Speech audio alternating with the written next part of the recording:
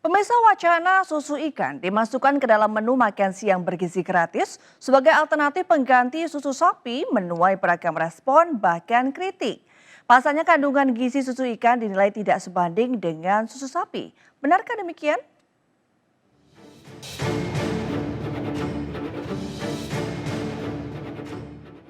Kritik tersebut salah satunya dilontarkan oleh seorang dokter yang juga ahli gizi masyarakat Tan Sot Yen. Dokter Tan Sot menjelaskan ikan tidak perlu diubah menjadi produk susu untuk mendapatkan gizi yang optimal. Konsumsi ikan secara langsung dinilai lebih baik dan sehat dibandingkan dengan mengkonsumsi produk turunan ikan yang dibuat melalui proses pabrikasi.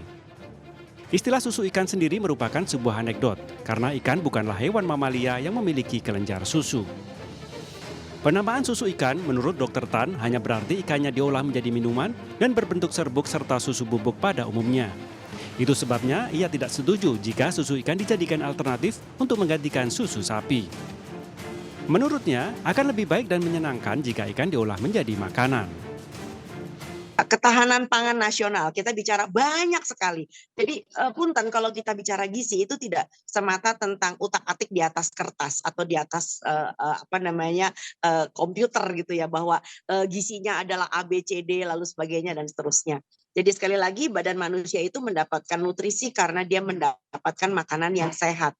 Bukan cuma sekedar seimbang, tapi juga sehat. Sehat itu artinya adalah minim proses dan semakin mendekati bentuk aslinya di alam. Wacana penggunaan susu ikan sebagai alternatif pengganti susu sapi program makan siang gratis muncul setelah produksi susu sapi nasional dinilai tidak mencukupi. Sampai-sampai pemerintah mewacanakan impor sapi perah sebanyak 1 juta. Sebab akan ada 82,9 juta anak sekolah yang harus mendapat makan bergizi gratis setiap hari. Namun rencana penggunaan susu ikan ini justru menuai kontroversi. Dari Jakarta, Wenda Nura, Abdul Rashid, iNews melaporkan. Ya, pemirsa, susu ikan belakangan menjadi perbincangan hangat setelah diwacanakan masuk dalam program makan siang gratis. Nah, apa itu susu ikan? Apa perbedaannya dengan susu sapi dan seperti apa rasanya? Kita simak rangkuman berikut, pemirsa.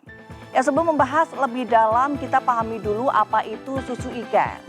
Susu ikan adalah hasil olahan daging ikan melalui serangkaian proses dan pemurnian untuk menghasilkan konsentrat protein ikan. Nah, konsentrat protein ikan ini kemudian dicampur dengan berbagai bahan lain untuk menciptakan tekstur dan rasa yang mirip dengan susu sapi. Lalu apa perbedaan susu sapi dengan susu ikan? Kita lihat dari sisi kandungannya. Secara komposisi nutrisi, susu sapi umumnya mengandung kalsium, vitamin D, dan protein dengan kualitas tinggi. Susu sapi juga mengandung kasein dan whey protein. Sementara itu susu ikan kaya akan kandungan asam lemak omega 3, vitamin A dan D, serta mineral seperti fosfor dan magnesium. Nah, asam lemak omega 3 ini menjadi salah satu pembeda utama antara susu ikan dan susu sapi. Nah, kombinasi asam lemak omega 3, DHA dan EPA diketahui penting untuk perkembangan otak anak. Berikutnya, untuk tekstur dan rasa, susu sapi memiliki tekstur yang creamy dan lembut.